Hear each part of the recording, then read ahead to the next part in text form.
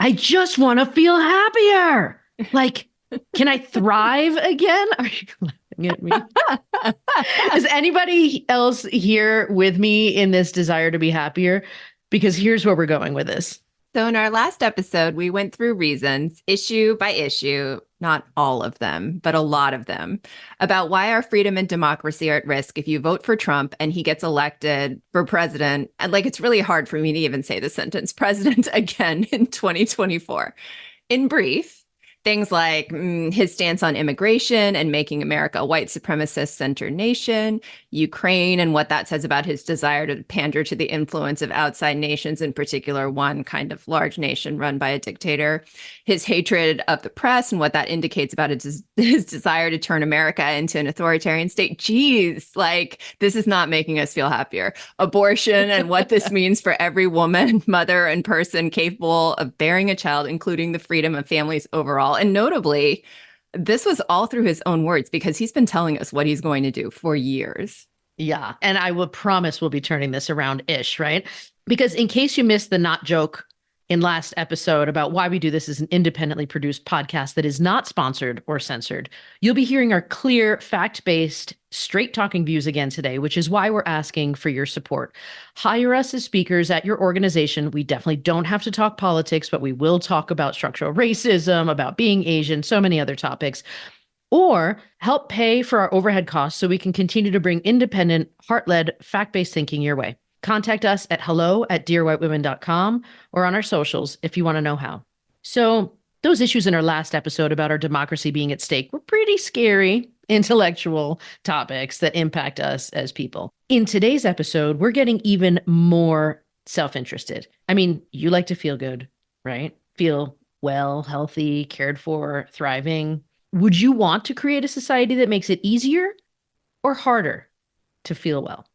Just curious. Because I think it's time we discuss this. Why do we firmly believe that a Trump presidency is bad for our well-being? Mine, yours, both mentally and physically as human beings.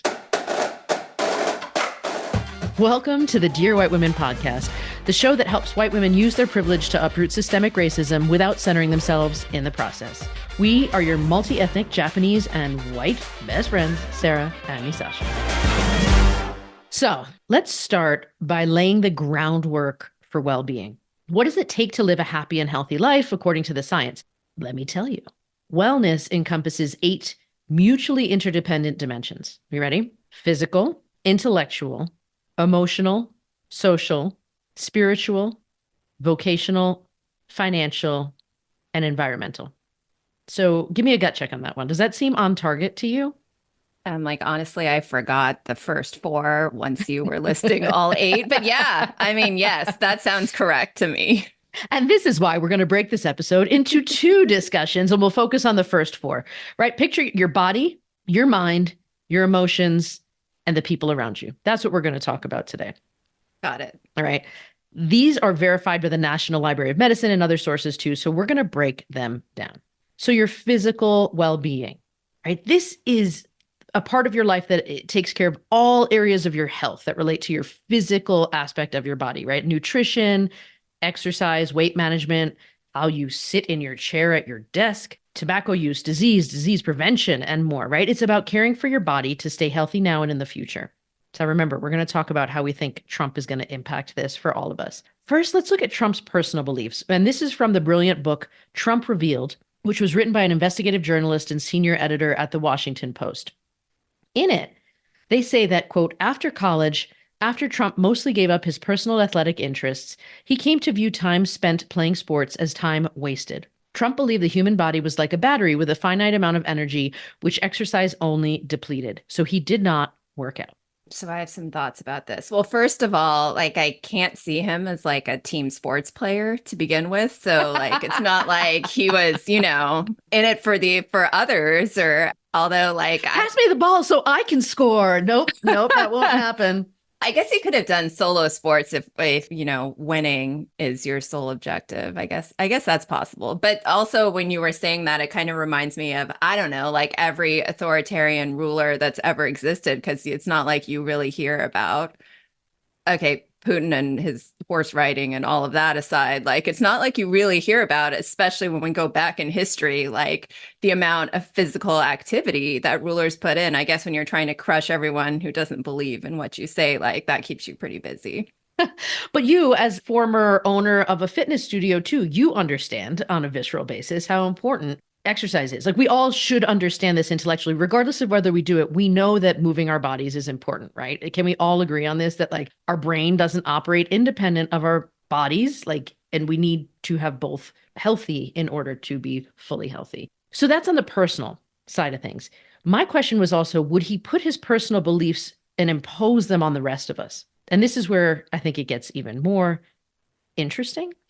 Let's look at the implication of some of his policies. From the Journal of the American Medical Association, Trump has vowed several times to try again to repeal and replace the Affordable Care Act, saying he would create a plan with, quote, much better health care, close quote, without giving anybody any of the details about what such a plan might look like, right? Trump's budget proposals as president, that included plans to convert the ACA into a block grant to states, to cap federal funding for Medicaid, to allow states to relax the ACA's rules protecting people with pre-existing conditions. That sucks for people who are using the ACA. And if it's approved by Congress, his plans would, or if it had been approved by Congress, his plans would have reduced federal funding for healthcare by more than $1 trillion over a decade. According to the February 2024 health tracking poll, 6 in 10 US adults, right, 60% hold a favorable opinion of the ACA, while only 40% have a negative opinion of the law. And just for perspective, as of January this year, a historic 21.3 million people are enrolled in it. The ACA is a massive safety net for part of our population, and he wants to get it. I have a couple of thoughts here. I mean, one, I still have a really hard time with when we think about government and that there are people who are like, you know what? Like policies that help the vast majority of people are a terrible idea for government to get involved in, because that's like A, anti-historical for this party, and B, just it kind of makes you wonder what the role of government is. I guess if you're trying to consolidate power in one person, the executive, that makes sense, right? B, like this to me comes down to a simple equation. Like, do you like healthcare? Do you like affordable healthcare? If the answer is yes, right, then that is not what Trump believes in.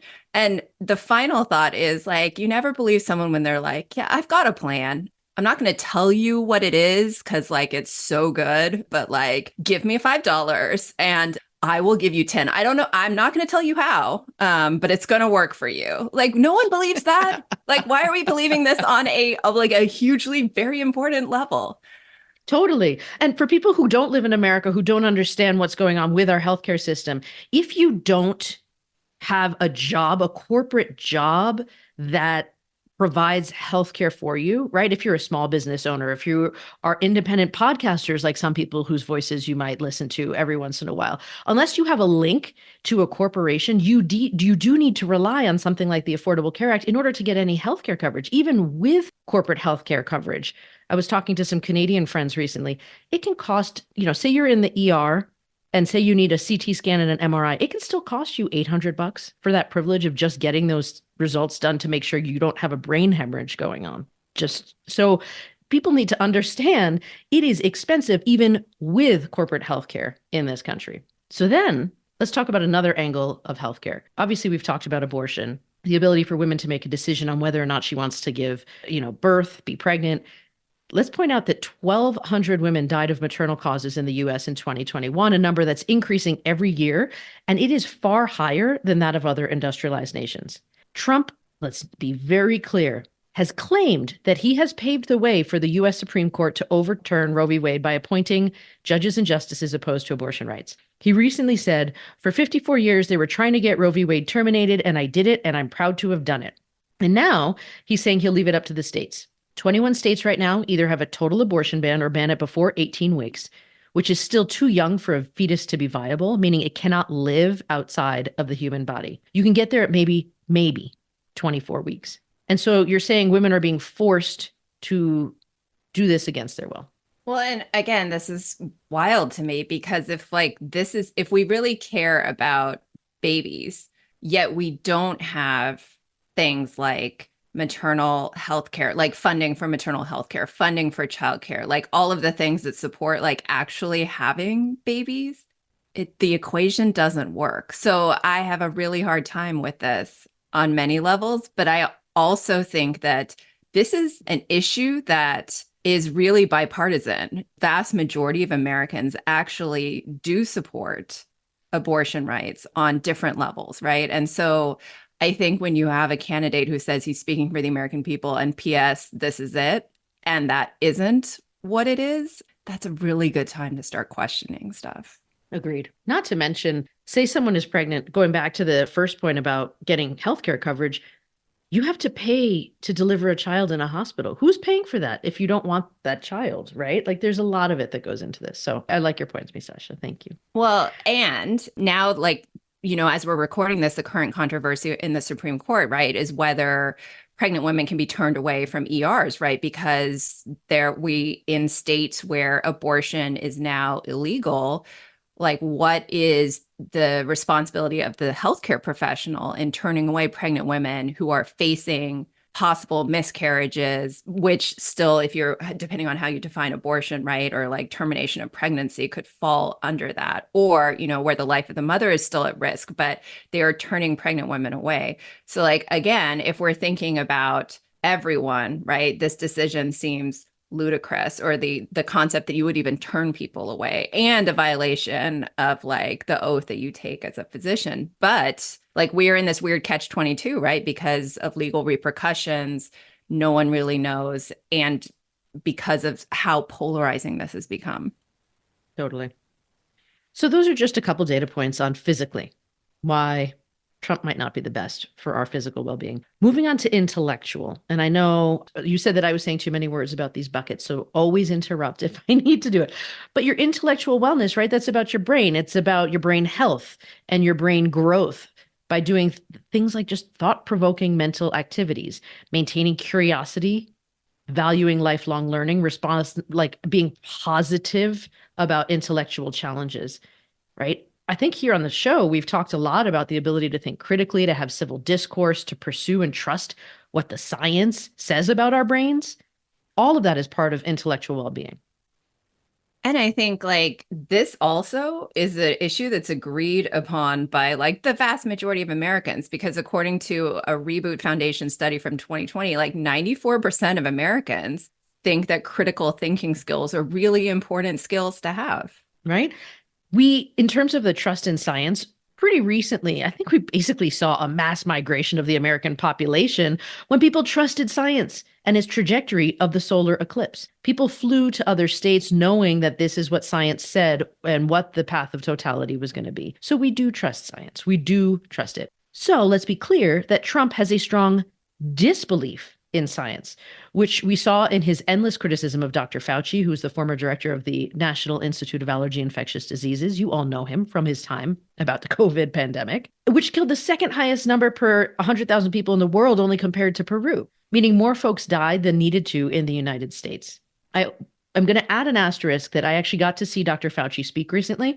He also said another presidential candidate, Robert F. Kennedy, does not believe in science. He had an opportunity to speak with him one-on-one and was very, very clear that RFK absolutely dismissed all scientific foundations and to be very, very cautious about voting for him too. But anyway, so given Trump's disbelief in science and his lack of focus on nutrition, movement, all the preventative stuff we know is good for us, not sure that this is great for intellectual well-being.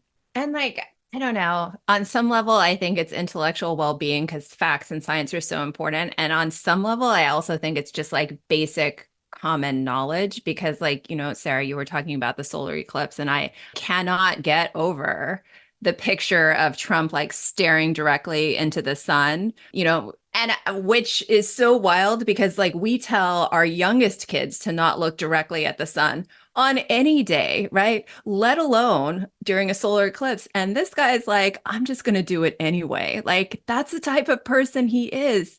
He doesn't care. Like he does not care.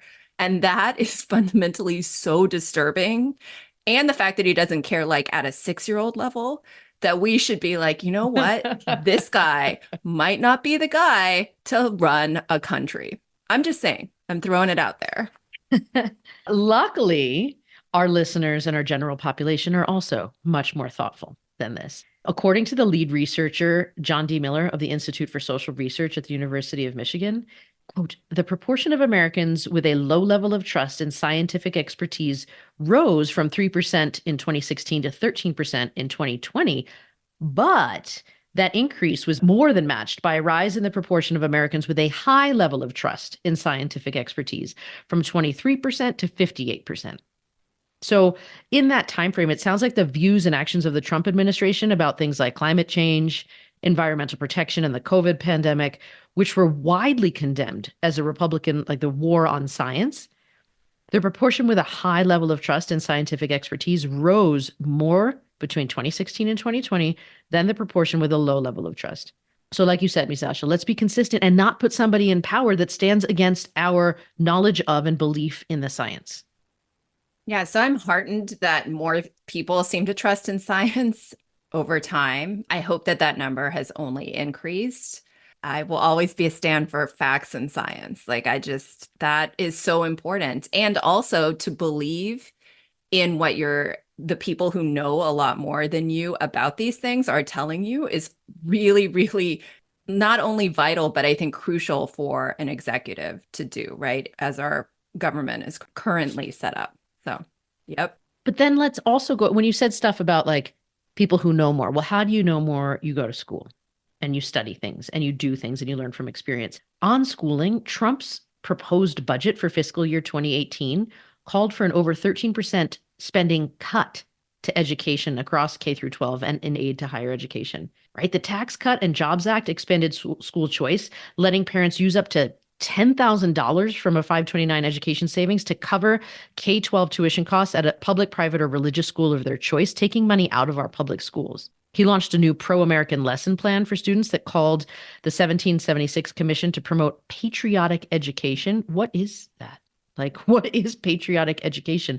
And it prohibited the teaching of critical race theory in the federal government. So basically, what you just said earlier about how so many people believe that critical thinking is an important skill, his policies were trying to limit the idea that we should all have access to critical thinking. We're faced with so many challenges. Technology, generative AI, deepfake technology. We need even more to be able to think through complicated issues with long-term ramifications. Agreed. And I think like what is really important to think about is much like what Trump did with the Supreme Court, right? The ramifications of a presidential term don't end when that president is out of office, right? Because, according to a 2022 study from the Reboot Foundation, it found that 86% of fourth grade teachers really believed in teaching things that lead towards developing critical thinking skills, whereas only 39% of eighth grade teachers felt the same, because at that point they were teaching towards, state standardized tests and also which is memorization, right? Not critical thinking. And I think we have such a divisive atmosphere right now in what's being taught in schools, which is, has been widely variable, as we often talk about, probably forever, but is increasingly more polarized. So this next generation, this Gen Alpha, right, could grow up, depending on where you live, having a wildly and extremely different view of history than their, counterparts, right? And so I think that to underfund education, to restrict access to knowledge is generally contrary to any democracy. And so I think that's something I'm glad you're highlighting this, because this is so important. So to be clear, Trump will not be good for intellectual well-being. Oof, that was a nail biter, actually. I wasn't sure where we were going. I know, 2 out of 8. Nah. All right. Third category, emotional, right? Does it even count that contemplating a second Trump presidency leads me into a spiral of despair? Like emotionally? I mean, I exaggerate, but still. I like to talk about this as like, when you think about the end of the universe or something that like is so monumentally incomprehensible that like you have to stop thinking about it in order to do the things that you need to do with your day. That's how I kind of think about this. But it's also like you have like a giant deadline at work, right? And so you have the end of the universe heading towards you in like 5 months. And that part is, I think, the most damaging part of this may be why we can't be happy, Sarah. Like, this may be it. All right. So then let's clarify for realsies what emotional well-being means. Emotional wellness is about the knowledge and the skills to identify your personal feelings and the ability to handle your emotions while also appreciating the feeling of other people and managing your emotions in a constructive way. I mean, do I have to even continue to expand on this to understand why Trump would not be demonstrating this? Let's just look at one narrow slice of the lack of emotional wellness, the lack of ability to handle emotions well, which is pretty clear if you look at Trump's tendency to lean aggressively into violence. You know, we talked about this in our last episode, number 244, so I'm not going to dwell on it for long, but in his current trials, the judge put Trump under a gag order and took the unusual step of talking publicly about what threats of violence mean to the rule of law because of the words Trump was using.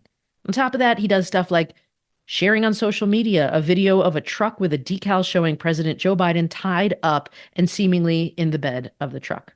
Then let's talk about some more fun stuff. We saw a spike in anti-Asian hate as Trump continued to stir up animosity by referring to COVID as the China flu, among other things. He refused to denounce the far-right Proud Boys organization. And so when you think about all of these things combined, right, those who experience or witness violence may develop a variety of problems, including anxiety, depression, insecurity, anger management issues, lying, manipulation, impulsiveness, and a lack of empathy. I think that, I can definitely tell my emotional state has changed because there was a brief period of time where every email or like all of the headlines from major media wasn't about Trump. And that period is gone apparently again. So, because today I think he was just fined $9,000 for putting stuff about trial witnesses up on Truth Social, which is also wild and something that a 14-year-old would do, like because they were angry about something, not, what you would expect of a former US president, but also you kind of wouldn't expect a former US president to be in criminal trials, right? Like, I don't know. But also, like, I find it so beyond like comprehension, like this is end of the universe like level again, right? That his attorney argued in front of the Supreme Court that it would totally be within his right as a president to assassinate a political rival and be immune from prosecution. I mean, what? Like at that point, all 9 justices should have been like, you know what? That is ridiculous. Like that is actually outrageous. But the fact that like that didn't happen is also terrifying because like let's not make any mistake, that violence was a hallmark of his first presidency. It will expand and increase and be increasingly targeted in his second presidency with this like concept that he may be able to pardon himself, everyone else from January 6th, and directly go after anyone that he doesn't like. I mean, like on the scale of violence, right? It's not going down. Right. Could you freaking imagine? Apply that in any other situation, say a family or a marriage. My husband's peeing me off. I'm just going to kill him and then I'm going to pardon myself and I'll be fine. It's all good. I was head of the household. I was just done with him. So no problem. He's wild. Gone. Never. Wild. I'm so glad you remembered to point that out because yes, when we talked about that, it's mind blowing. So if anybody's listening to this who experiences the effect of this, who has that emotional reaction that you and I have, that this is unbelievably wild, who also may be getting caught up in the hatred of this, are afraid of what words from him could stir up and put against us, none of it is good for our emotional health. And a deeper threat of having even more control and violence put upon us will eventually impact every American citizen. All right. Last big bucket for today. Social wellness. Social wellness is all about maintaining healthy relationships, enjoying being with others, right? Like friendships, intimate relationships, caring about others, letting others care about you. Like, how are you all doing in this space? Because I hear this a lot from my girlfriends. It's like, yeah, being social sounds great, but who has time to hang out with friends on a regular basis, right? Our Surgeon General of the US, Vivek Murthy, after he took a cross-country listening tour, issued a warning that we are experiencing a loneliness epidemic right now. In his words, quote, people of all ages and socioeconomic backgrounds from every corner of the country would tell me, I've had to shoulder all of life's burdens by myself. Or, if I disappear tomorrow, no one will even notice. This is even before the pandemic. About 1 in 2 adults in America reported experiencing loneliness. Loneliness is far more than just a bad feeling. It harms both individual and societal health. Get this. I mean, this is shocking. Being lonely is associated with a greater risk of cardiovascular disease, dementia, stroke, depression, anxiety, and premature death. The mortality impact of being socially disconnected is similar to that caused by smoking up to 15 cigarettes a day, and even greater than that associated with obesity and physical inactivity. So I get it. There's a lot of reasons why we're having a harder time connecting lately, right? People may have their time full taking care of parents or kids or both. They may have a job or multiple jobs. But within the Surgeon General's report, it was shown that 63% of adults who earn less than $50,000 per year are considered lonely, which is 10 percentage points higher than those who earn more than $50,000 a year. And additional at-risk groups may include individuals from ethnic and racial minority groups, LGBTQIA individuals, rural residents, victims of domestic violence, and those who experience discrimination or marginalization, right? People who have a heart have to work really hard to make their financial ends meet, or who are already marginalized by society, are more likely to be lonely. I don't know about you, but I'm not quite sure that Trump has policy aspirations to support lower income Americans based on his cuts to basic safety nets like Medicaid, food stamps, what we already discussed about healthcare earlier, nor based on his hateful rhetoric about immigrants and racial minorities, and even the fact that, according to the Human Rights Campaign, less than 2 hours after Trump and his super anti-LGBTQ activist Vice President Mike Pence was sworn into office, all mentions of LGBTQ issues were removed from the official White House webpage. So, do you think that they'll have increased support for those most vulnerable to loneliness if Trump were to be elected? As one of my kids would say, is this a joke? But, what I think is also important to really consider about when a president takes office is that there is some continuity between people who are able to keep their jobs in the federal government, but there is also a large turnover based on the president being able to appoint new people. And I think that, Sarah, you and I talk a lot about having voices in the room, right, that represent people who have historically been unrepresented or underrepresented. And make no mistake, that is not going to happen in a Trump White House, right? It didn't happen in the first term. And I think that they are coming back much smarter this time about removing the roadblocks to making sure that this happens in a very quick, very destructive way. And I say destructive for everyone who doesn't exactly get in line. So yeah, I'm going to go back to, is this a joke? Because I think that we deep down, we know. And he's told us, and he wrote it out through he didn't write it out. I mean, people way smarter wrote it out in Project 2025. But there is a plan, and it does not involve this level of support at all. Totally. And I think you hit the nail on the head with that, you agree or you get out in his presidencies. Because Hillary Clinton even wrote in The Atlantic after her loss to Trump that as the trust and social ties that used to bind communities together have frayed, apathy, isolation, and polarization have really undercut the old we're in this together ethos. If you think about that, like, when was the last time even we reach across the political aisle to connect meaningfully with someone who disagreed with you on Trump? Do you think that that is going to get better or worse with a second Trump presidency? I mean, we hear story after story of families who have been split apart, friendships, communities, neighborhoods. That is what polarization will get us. And it cuts these very critical ties that are important to all of our well-being. Research continues to show that relationships are the cornerstone of our long-term health and happiness. If we don't build those, if we don't intentionally have the capacity to maintain those, we are not going to be doing that well. Okay, that was a lot. And I appreciate that analysis at the end. I think we should all take like a collective breath because, Sarah, thank you for bringing us this first part of the analysis of a potential second term under Trump through a wellness lens. I am going to go find a paper bag to hyperventilate into and try not to contemplate the end of the universe. But seriously, I don't think this angle is being discussed or not being discussed enough. And I do think it's an angle that we need to consider, right? You and I, we take wellness and well-being seriously through our own personal lives. And I do notice there's an increasing focus on it in corporate spaces. But if we're not talking about this when it comes to people who are trying to concentrate power and make decisions for all of us, then we are missing a very important lens. So to hear part 2, tune in 2 weeks, and we hope you do, because this is a very important discussion. And also, given the month that we are releasing this in, we'd be remiss if we didn't say Happy Asian Heritage Month, because we are more than a monolith, although Trump would like to keep us this way.